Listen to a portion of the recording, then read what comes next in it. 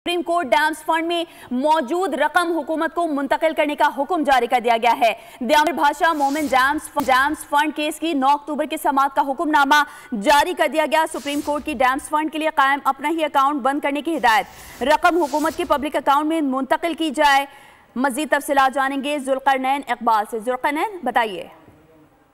देखिए, supreme court of Pakistan ने जो तहरीरी हुक्मनामा जारी किया है 9 अक्टूबर की समाअत का, उसके मुताबिक अदालत ने वज़ीर आज़म और chief justice of Pakistan dams fund के नाम से जो कायम अकाउंट था उसको बंद करने का हुक्म देते हुए उसमें मौजूद तमाम 23 अरब रुपए से ज़ायद की जो रकम है उसको वफाकी हुकूमत के पब्लिक अकाउंट में मुंतकिल करने का हुक्म दे दिया है। और अदालत का कहना है कि जैसे ही ये रकम मुंतकिल हो, सुप्रीम कोर्ट के कायम करदा इस अकाउंट को बंद कर दिया जाए। साथ ही साथ ये भी हिदायत की गई है कि जब झेली अकाउंट एक बनाया जाए पब्लिक अकाउंट में, या फिर कोई इस किस्म का अरेंजमेंट हुकूमत करे कि उस अकाउंट से जो प्राइवेट बैंक है उनके थ्रू ज़्यादा से ज़्यादा मुनाफा भी हासिल किया जा सके।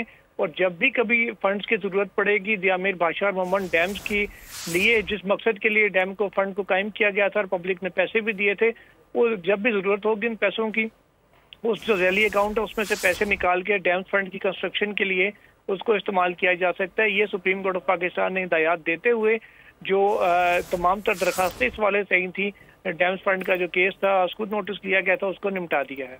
जी ठीक है, जुल्करनैन इकबाल हमें तफसीलन आगाह कर रहे थे, आपका बेहद शुक्रिया।